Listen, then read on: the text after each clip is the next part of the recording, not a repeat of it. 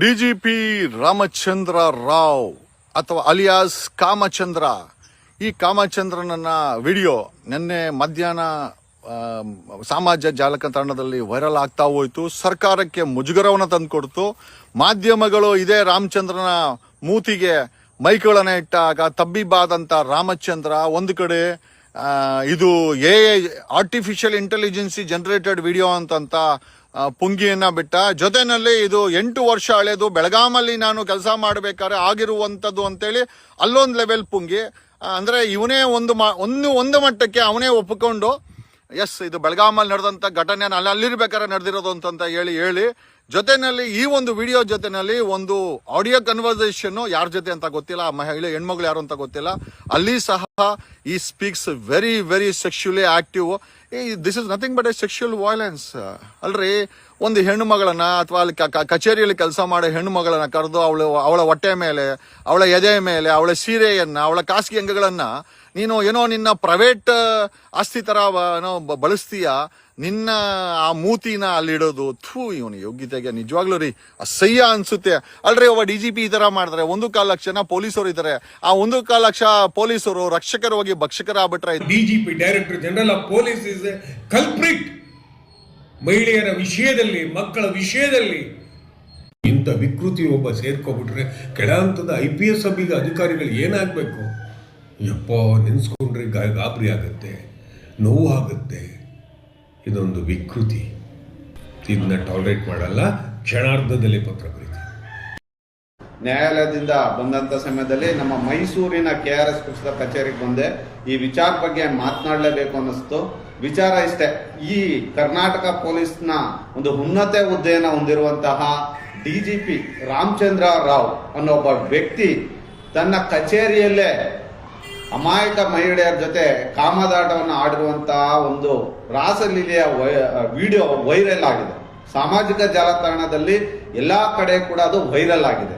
ಈ ವಿಚಾರಕ್ಕೆ ಸಂಬಂಧಪಟ್ಟಂತೆ ಆತ ಈಗ ಇದಕ್ಕೂ ನನಗೂ ಸಂಬಂಧವಿಲ್ವೇನೋ ಅನ್ನೋ ರೀತಿ ವರ್ತನೆಯನ್ನ ಮಾಡ್ತಾ ಇದ್ದಾರೆ.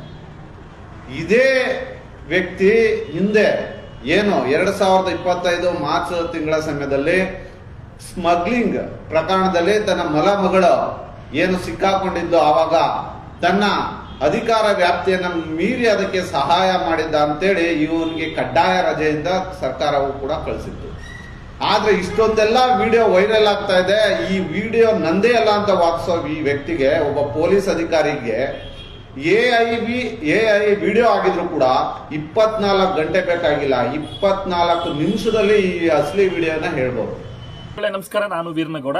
ಬಂಧುಗಳೇ, ಈ IPS DGP ಯಾರಿದ್ದಾರೆ ರಾಮಚಂದ್ರ ರಾವ್ ಅವರ ಏನು ಒಂದು ಸರಸ ವಿಲಾಪ ಏನಿದೆ, ಇದು ರಾಜ್ಯವೇ ಮತ್ತು ದೇಶವೇ ಕಳಂಕ ತರ್ತಕ್ಕಂಥದ್ದು ಮತ್ತು ಇದು ದೇಶ ಮಾತ್ರ ಅಲ್ಲ ರಾಷ್ಟ್ರವ್ಯಾಪಿ ಹರಡ್ತಾ ಇರ್ತಕ್ಕಂಥದ್ದು. ಈ ಒಂದು ವಿಷಯದ ಬಗ್ಗೆ ಈ ಯಾರು IPS ಅಧಿಕಾರಿ ಆಗಿರ್ತಕ್ಕಂಥ ರಾಮಚಂದ್ರ ರಾವ್ ಏನಿದ್ದಾರೆ, ಈತ ಹೆಸರಿಗೆ ತದ್ವಿರುದ್ಧ ಆಗಿರ್ತಕ್ಕಂಥದ್ದು. ಅಂದ್ರೆ ರಾಮಚಂದ್ರ ರಾವ್ ಅಂತಕ್ಕಂಥದ್ದೇನಿದೆ, ಈತನಿಗೆ ಕಾಮಚಂದ್ರ ಎನ್ನುವಂಥ ಬಿರುದು ಕೂಡಾಗಿನ ಈಗಾಗಲೇ ಸೋಷಿಯಲ್ ಮೀಡಿಯಾಗಳಲ್ಲಿ ಮೆಸೇಜ್ಗಳು, ಸಂದೇಶಗಳು ಹರಿದಾಡ್ತಾ ಇರತಕ್ಕಂಥದ್ದು.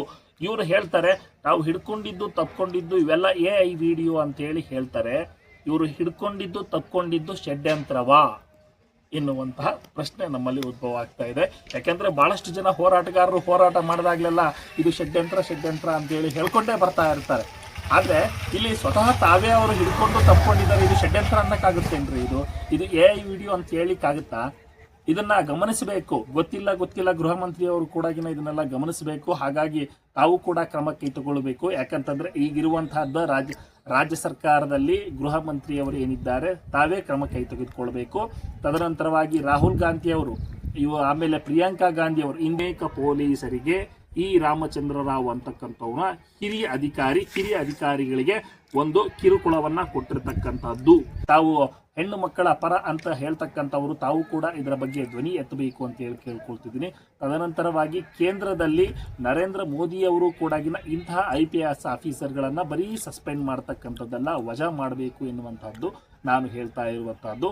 ಅಲ್ಲದೆ ಇನ್ನು ಒಂದು ಬಹಳ ಒಂದು ತಪ್ಪು ಏನು ಮಾಡಿದ್ದಾರೆ ಅಂತಂದರೆ, ಅದು ಇಲಾಖೆಯಲ್ಲೇ ಚೇಂಬರ್ನಲ್ಲೇ ಈ ರೀತಿಯಾದಂತಹ ಒಂದು ಸರಸ ವಿಲಾಪ ಮಾಡುವಂಥದ್ದೇನಿದೆ, ಇದು ಇಂಡಿಯನ್ IPS ಅಸೋಸಿಯೇಷನ್ ಅವರು ಇದು ಫ್ಲಾಗ್ ಕೋಡ್ ಅಂತೇಳಿ ಇರುತ್ತೆ.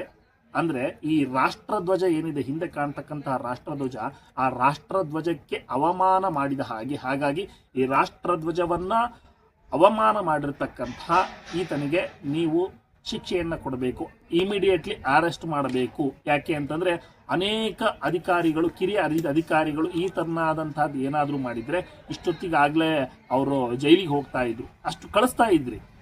ಆದರೆ ಈತನಿಗೆ ಒಂದು ಸಾಫ್ಟ್ ಕಾರ್ನರ್ ಯಾಕೆ ಅನ್ನುವಂಥದ್ದು, ಯಾಕೆಂದರೆ ನಾವು ಇದನ್ನು ಸೆಲೆಬ್ರೇಟು ಮಾಡ್ತಾ ಇಲ್ಲ, ಯಾಕೆಂದರೆ ನಾವು ಸ್ಯಾಡಿಸ್ಟ್ ಅಲ್ಲ, ಹಾಗಾಗಿ ನಾವು ಇದನ್ನು ಸೆಲೆಬ್ರೇಟ್ ಮಾಡೋದಿಲ್ಲ.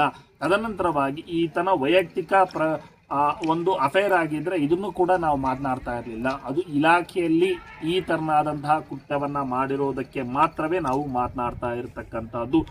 ಈ DGP IPS ಅಧಿಕಾರಿ ರಾಮಚಂದ್ರ ರಾವ್ ಏನಿದ್ದಾರೆ, ಅನೇಕ ಪೊಲೀಸರಿಗೆ ಅಂದರೆ ಕಿರಿಯ ಪೊಲೀಸರಿಗೆ, ತನ್ನ ಕೆಳ ಹಂತದ ಸಬಾರ್ಡಿನೇಟ್ಸ್ಗಳಿಗೆ, SI ASI ಈ ತರನಾದಂತಹ ಅನೇಕ ಪೊಲೀಸರಿಗೆ ಕಿರುಕುಳ ಕೊಟ್ಟಿರ್ತಕ್ಕಂಥದ್ದು. ಈತನ ಒಂದು ಫೇಸ್ ಮಾತ್ರ ಜನರಿಗೆ ಗೊತ್ತು, ಇನ್ನೊಂದು ಫೇಸ್ ಕೂಡ ಜನರಿಗೆ ಗೊತ್ತು. ಅಲ್ಲಿರ್ತಕ್ಕಂತಹ ಅಧಿಕಾರಿಗಳಿಗೆ, ಎಕ್ಸ್ಪೆಷಲಿ ಪೊಲೀಸ್ ಇಲಾಖೆಯಲ್ಲೇ ಈತನ ಇನ್ನೊಂದು ಫೇಸ್, ಇನ್ನೊಂದು ಮುಖ ಏನು ಎನ್ನುವಂಥದ್ದು ಎಲ್ರಿಗೂ ಕೂಡ ಗೊತ್ತಿರ್ತಕ್ಕಂತಹ ವಿಚಾರವೇ ಸರಿ.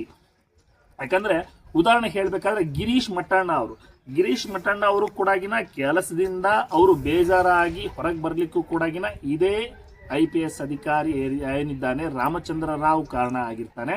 ಇವರು ಪದೇ ಮೇಲಿಂದ ಮೇಲೆ ಅಂದರೆ ಇವರು ಯಾರು ಆಗ್ಬರಲ್ಲ, ಇವ್ರು ಯಾರು ನಿಷ್ಠಾವಂತರಾಗಿ ಕೆಲಸ ಮಾಡ್ತಾ ಇರ್ತಾರೆ ಅವರಿಗೆ ಪದೇ ಒಂದು ಕೆಲಸದ ನೆಪ ಹೇಳಿ ಒಂದು ಮೆಮೊ ಕೊಡ್ತಕ್ಕಂಥದ್ದು, ಬೇಕು ಅಂತಾನೆ ಬೇರೆ ಕಡೆಯಿಂದ ರೈಡ್ ಮಾಡಿಸ್ತಕ್ಕಂಥದ್ದು. ಅಂದರೆ ಅದೇ ತಾನೇ ಬಂದು ಕೆಲಸಕ್ಕೆ ಜಾಯ್ನ್ ಆಗಿರ್ತಾರೆ, ಅದೇ ತಾನೇ ಅಂದರೆ 1-2 ದಿವಸ ಆಗಿರುತ್ತೆ, ಅಷ್ಟರಲ್ಲೇ ಬೇರೆ ಸ್ಕ್ವಾಡನ್ನು ಕಳಿಸಿ ಜೂಜಾಟದ ಅಡ್ಡೆಯ ಮೇಲೆ ರೈಡ್ ಮಾಡಿಸಿ ಇವರಿಗೆ ನೀವು ಫೇಲ್ಯೂರ್ ಆಗಿದ್ದೀರಿ ಜೂಜಾಟದಲ್ಲಿ ಅಂತೇಳಿ ಮೆಮೊ ಕೊಡ್ತಕ್ಕಂಥದ್ದು. ಉದಾಹರಣೆಗೆ ಬಳ್ಳಾರಿಯಲ್ಲಿ ಜನಾರ್ದನ್ ರೆಡ್ಡಿ ಕೇಸಲ್ಲಿ ಅದೇ ತಾನೇ 2 ದಿವಸ ಆಗಿತ್ತು, ಇನ್ನೇನು ಶಿವ ಅಂತೇಳಿ ಬಂದು ಕೂತ್ಕೊಂಡಿದ್ರು, ಆ ಜನಾರ್ದನ್ ರೆಡ್ಡಿ ಕೇಸ್ ಆಯಿತು, ಪಾಪ ಅವರ IPS ಅಧಿಕಾರಿಯನ್ನು ಸಸ್ಪೆಂಡ್ ಮಾಡಿ ಅವ್ರನ್ನ ತೆಗೆದಾಕ್ತಕ್ಕಂಥ ಕೆಲಸ ಮಾಡಿದರು. ಅವರು ಕೂಡ ಪಾಪ ಆತ್ಮಹತ್ಯೆಗೆ ಒಳಗಾಗ್ತಕ್ಕಂಥ ಕೆಲಸವನ್ನು ಮಾಡಿದರು. ಒಬ್ಬ ನಿಷ್ಠಾವಂತ ಪೊಲೀಸ್ ಅಧಿಕಾರಿಗಳು ಕಿರುಕುಳವನ್ನು ತಾಳ್ಲಿಕ್ಕಾಗೋದಿಲ್ಲ, ಅವರು ಆತ್ಮಹತ್ಯೆಗೆ ಒಳಗಾಗ್ತಾರೆ. ಈ ರೀತಿಯಾದಂತಹ ಅನೇಕ ಪೊಲೀಸರಿಗೆ, ಒಬ್ಬ ಪೊಲೀಸ್ ಅಲ್ಲ, ಅನೇಕ ಪೊಲೀಸರಿಗೆ ಈ ರಾಮಚಂದ್ರ ರಾವ್ ಅಂತಕ್ಕಂಥವ್ನ ಕಿರಿಯ ಅಧಿಕಾರಿಗಳಿಗೆ ಒಂದು ಕಿರುಕುಳವನ್ನು ಕೊಟ್ಟಿರ್ತಕ್ಕಂಥದ್ದು. ಗಿರೀಶ್ ಮಟ್ಟಣ್ಣ ಅವ್ರಿಗೆ ಕೂಡ ಅಲೋಕ್ ಕುಮಾರ್ ಅವರು 3 ರಿವಾರ್ಡನ್ನು ಕೊಡ್ತಾರೆ. ಯಾಕೆ ಕೊಡ್ತಾರೆ 3 ರಿವಾರ್ಡ್? ಸುಮ್ಮನೆ ಕೊಡ್ತಾರೆ 3 ರಿವಾರ್ಡ್ಗಳನ್ನು. 1 ರಿವಾರ್ಡ್ ತೊಗೊಂಡಿದ್ದಾರೆ ನೋಡಿದ್ರಿ, 2 ರಿವಾರ್ಡ್ ತೊಗೊಂಡಿದ್ದಾರೆ ನೋಡಿರಿ, ಅನೇಕ ಪ್ರಶಸ್ತಿಗಳನ್ನು ತೊಗೊಂಡಿದ್ದಾರೆ ನೋಡಿ. ಬಟ್ ಆದರೆ 3 ರಿವಾರ್ಡ್ ಕೊಟ್ಟಿದ್ದಾರೆ ಅಂತಂದರೆ ಅವರ ಒಂದು ಕಾರ್ಯಕ್ಷಮತೆ ಅಷ್ಟಿತ್ತು, ಅವರು ಒಂದು ಅಷ್ಟೊಂದು ಚಾಕಚಕ್ಯದಿಂದ ನಿಷ್ಠಾವಂತರಾಗಿ ಕೆಲಸವನ್ನು ಮಾಡ್ತಾ ಇದ್ರು. ಅವ್ರನ್ನ ಹಿಸ್ಟ್ರಿ ತೆಗೆದು ನೋಡ್ಕೊಳ್ತಾ ಹೋದರೆ ಗಿರೀಶ್ ಮಟ್ಟಣ್ಣವರು ರೇಪ್ ಅಂಡ್ ಮರ್ಡರ್ ಆಗಿರ್ತಕ್ಕಂಥದ್ದನ್ನು ಬರೀ 6 ಅವರ್ಸ್ ಒಳಗಡೆ, 6 ತಾಸಿನ ಒಳಗಡೆನೆ ರೇಪ್ ಅಂಡ್ ಮರ್ಡರ್ ಆಗಿರ್ತಕ್ಕಂಥ ವ್ಯಕ್ತಿಯನ್ನು ಹಿಡಿದು ತಂದು ಅರೆಸ್ಟ್ ಮಾಡಿರ್ತಕ್ಕಂತಹ ವ್ಯಕ್ತಿ ಗಿರೀಶ್ ಮಟ್ಟಣ್ಣವರು. ಅಂಥವರ ವಿರುದ್ಧವೇ ಇವರು ಮೆಮೊ ಕೊಡ್ತಕ್ಕಂಥದ್ದು. ಈ ಬೇಕು ಅಂತಾನೆ ಅವರಿಗೆ ಏನಾದರೂ ತೊಂದರೆ ಆಗ್ತಾ ಇದೆ ಅಂತಂದರೆ ಕಿರುಕುಳವನ್ನು ಕೊಡ್ತಕ್ಕಂಥ ಕೆಲಸವನ್ನು ಕೂಡ ಮಾಡ್ತಾ ಇದ್ರು. ಇಲ್ಲ ಉದಾಹರಣೆಗೆ ಇವರು ಅನೇಕ ಪೊಲೀಸರಿಗೆ ಕಿರುಕುಳವನ್ನು ಕೊಡ್ತಾ ಇದ್ರು ಅನ್ನುವಂಥದ್ದಕ್ಕೆ ಉದಾಹರಣೆ ನೋಡ್ಕೊಳ್ತಾ ಹೋದರೆ, ಇಲ್ಲಿ ಜಳ್ಕಿ ಅಂತ ಹೇಳಿ, ಜಳ್ಕಿಯಲ್ಲಿ ಬಿಜಾಪುರದ ಹತ್ರನೇ ಬರಬೇಕು, ಜಳ್ಕಿಯಲ್ಲಿ ASI ಕೂಡ ಈ ಥರನಾದಂತಹ ಹಿರಿಯ ಅಧಿಕಾರಿಗಳಿಂದ ಕಿರುಕುಳದಿಂದ ಅವರು ASI ಕೂಡ ಆತ್ಮಹತ್ಯೆಯನ್ನು ಮಾಡ್ಕೊಂಡಿರ್ತಕ್ಕಂಥದ್ದು. ಆಮೇಲೆ ಬೆಳಗಾವಿ IGP ಆಗಿದ್ದರು ಈ ರಾಮಚಂದ್ರ ರಾವ್ ಅವರು. ಬೆಳಗಾವಿ IGP ಆಗಿರ್ತಕ್ಕಂತಹ ಸಮಯದಲ್ಲಿ ಬಿಜಾಪುರ ರೇಂಜ್ಗೆ ಬರ್ತಕ್ಕಂಥ ಒಂದು ಪ್ರದೇಶದಲ್ಲಿ ಒಂದು ಮರಳು ಮಾಫಿಯಾ ನಡೀತಾ ಇತ್ತು. ಆ ಮರಳು ಮಾಫಿಯಾ ನಡೀತಾ ಇರತಕ್ಕಂತಹ ಸಂದರ್ಭದಲ್ಲಿ ಮಹಾದೇವಪ್ಪ ಅಂತಕ್ಕಂತಹ ಮರಳು ಮಾಫಿಯಾ ಏನು ಮಾಡ್ತಾ ಇದ್ದ, ಆತನನ್ನು ಬಚಾವ್ ಮಾಡಲಿಕ್ಕೆ ಈತ ರಾಜಕಾರಣಿಗಳಿಂದ ಒಂದಿಷ್ಟು ಅವರ ಫೇವರ್ ಆಗಿ, ರಾಜಕಾರಣಿಗಳ ಫೇವರ್ ಆಗಿ ಮತ್ತು ಮರಳು ಮಾಫಿಯಾದ ಫೇವರ್ ಆಗಿ ಈತ ಏನು ಮಾಡ್ತಾನೆ ಅಂದರೆ ಅಪೋಸಿಟ್ ವ್ಯಕ್ತಿ ಯಾರಿದ್ದಾನೆ ಅವರನ್ನು ಎನ್ಕೌಂಟರ್ ಮಾಡಿಸ್ತಾನೆ, ಆ ಫೇಕ್ ಎನ್ಕೌಂಟ್ರು. ಬಟ್ ಆದರೆ ಇಲ್ಲಿ ಆಗಿರ್ತಕ್ಕಂಥದ್ದು ಏನು ಅಂತಂದರೆ SI ಬಲಿಪಶು ಆಗ್ತಾರೆ. ಬಲಿಪಶು ಆಗಿದ್ದು ಮಾತ್ರ SI, ಫೇಕ್ ಎನ್ಕೌಂಟ್ರ್ ಮಾಡಿದ್ದೆಲ್ಲ ಈತನ ಕಡೆಯಿಂದ. ಹೀಗೆ ಈತ ರಾಜಕಾರಣಿಗಳಿಗೆ ಗೋಲ್ಡ್ ಸ್ಮಗ್ಲಿಂಗ್ ಅಲ್ಲಿ ಇನ್ನೊಂದು ಮತ್ತೊಂದು ಆಗಿನ ಕಾಲದಲ್ಲೇ ಎಲ್ಲ ಮಾಡಿದ್ದಾನೆ ಈತ ಈತ ಇಷ್ಟೊಂದು ಕಿರುಕುಳವನ್ನು ಕೊಡ್ತಾ ಇರತಕ್ಕಂಥದ್ದು. ASIಗಳು ಎಷ್ಟೊಂದು ಕಿರುಕುಳ ಕೊಟ್ಟು ಆತ್ಮಹತ್ಯೆಗಳನ್ನು ಮಾಡ್ಕೊಳ್ತಕ್ಕಂಥದ್ದು ಈತನಾದಂತಹ ಕೃತ್ಯಗಳಿಂದ. ತದನಂತರವಾಗಿ SIಗಳು ಸಸ್ಪೆಂಡ್ ಆಗ್ತಕ್ಕಂಥದ್ದು ಈತನಿಂದಲೇ. ಅಂದರೆ ಈತ ಹೇಳಿ ಮಾಡಿಸುವಂತಹ ಕೃತ್ಯ ಏನಿದೆ, ಈ ರೀತಿಯಾಗಿ ಈತನಿಗೆ ಬಲುಪುಷ ಆಗಬೇಡಿ, ರಾಜಕಾರಣಿಗಳಿಗೆ ಹೇಳಿದಂತೆ ಕೇಳಿದರೆ, ಹಿರಿಯ ಅಧಿಕಾರಿಗಳು ಹೇಳಿದಂತೆ ಕೇಳಿದರೆ ಈ ಥರ ತಾವುಗಳು SIಗಳು ASIಗಳು ಬಲಿಯಾಗಬೇಕಾಗುತ್ತೆ. ಹಾಗಾಗಿ ಎಲ್ಲವನ್ನೂ ಕೂಡ ಯಾರೋ ಹಿರಿಯ ಅಧಿಕಾರಿಗಳು ಹೇಳಿದ್ರು ಅಂತೇಳಿ ಕೇಳಲಿಕ್ಕೆ ಹೋಗಬಾರ್ದು. ಇಂತಹ ಮನಸ್ಥಿತಿ ಇರ್ತಕ್ಕಂಥವ್ರು. ಇನ್ನು ಮೈಸೂರಿನ ಇಳವಾಲ ಅಂತ ಇರಬೇಕು. ಇಳವಾಲದಲ್ಲಿ ಸುಮಾರು ಒಂದು ಹವಾಲಾ ಹಗರಣ ನಡೆಯಿತು. ಆ ಹವಾಲಾ ಹಗರಣದಲ್ಲಿ ಸುಮಾರು 2,26,00,000 ಸೀಸ್ ಆಗುತ್ತೆ. ಆದರೆ ತೋರಿಸಿದ್ದು ಮಾತ್ರ 20 ಲಕ್ಷ ರೂಪಾಯಿಗಳು. ಇನ್ನು 2,06,00,000 ಈ ರಾಮಚಂದ್ರ ರಾವ್ನ ಕಿಸೆಗೆ ಹೋಗುತ್ತೆ. ಆಗ ಸಸ್ಪೆಂಡ್ ಆಗಿದ್ದು ಯಾರು ಅಂತಂದ್ರೆ ಇದೇ ಇನ್ಸ್ಪೆಕ್ಟರ್ ಸಸ್ಪೆಂಡ್ ಆಗ್ತಾರೆ. ಇವರು 1 ತಿಂಗಳ ರಜಾ, 1 ವಾರದ ರಜೆ ಹೀಗೆ ಹೋಗ್ತಾರೆ. ಆದರೆ ಸಸ್ಪೆಂಡ್ ಆಗಿದ್ದು ಮಾತ್ರ ಒಬ್ಬ ಅಮಾಯಕ SI ಅಮಾಯಕ ಇನ್ಸ್ಪೆಕ್ಟರ್ಗಳು ಸಸ್ಪೆಂಡ್ ಆಗ್ತಾ ಇರ್ತಕ್ಕಂಥದ್ದು. ಇನ್ನು ಗೋಲ್ಡ್ ಸ್ಮಗ್ಲಿಂಗು ಮೈಸೂರಿನಲ್ಲೇ ನಡೆದಿತ್ತು.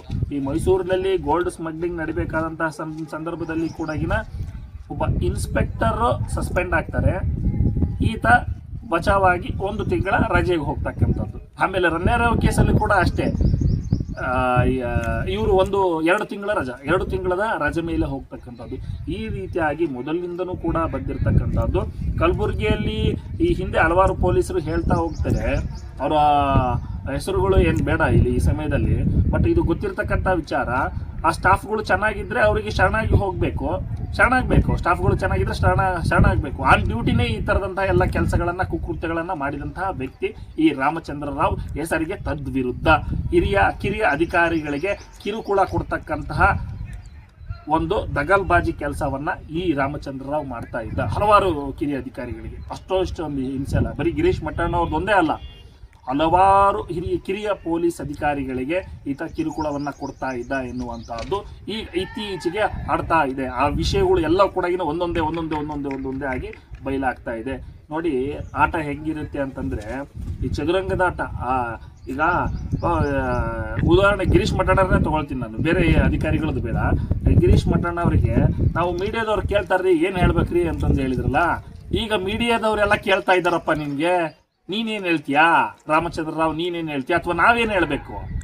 ನಾವು ಹೇಳ್ತೀವಿ, ನಾವು ಮೀಡಿಯಾದವ್ರಿಗೆ ಏನು ಉತ್ತರ ಕೊಡಬೇಕು, ಸಮಾಜಕ್ಕೆ ಏನು ಉತ್ತರ ಕೊಡಬೇಕು? ನಮ್ಮ ಕಿರಿಯಂದ್ರು ಇರ್ತಾರೆ, ಈ ಥರ ಆಗಿದೆಯಲ್ಲ, ಏನು ಈ ಥರ ಮಾಡ್ತಾ ಇದ್ದಾನೆ ಅಂತೇಳಿ ಎಲ್ಲ ಆಡೋ ಹುಡುಗರು ಕೂಡ TV ನೋಡ್ತಾರೆ. ಇವರಿಗೆಲ್ಲ ನಾವೇನು ಹೇಳಬೇಕೀಗ? ಏನು ಹೇಳಬೇಕು? ಉತ್ತರ ಕೊಡಿ. ಇದೊಂದು ಪರ್ಸನಲ್ ಅಫೇರ್ ಹಿಂಗಿತ್ತು ಅಂತಂದರೆ ನಾವು ಯಾರು ಕೇಳಲಿಕ್ಕೆ ಹೋಗೋದಿಲ್ಲ.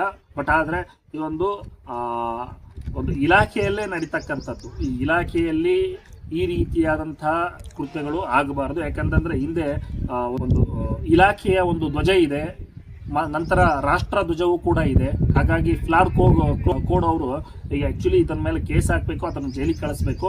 ಎಲ್ಲರೂ ಕೂಡ ತಮ್ಗೇನು ಅನ್ನಿಸ್ತು ಕಾಮೆಂಟ್ ಮಾಡಿ. ಧನ್ಯವಾದಗಳು.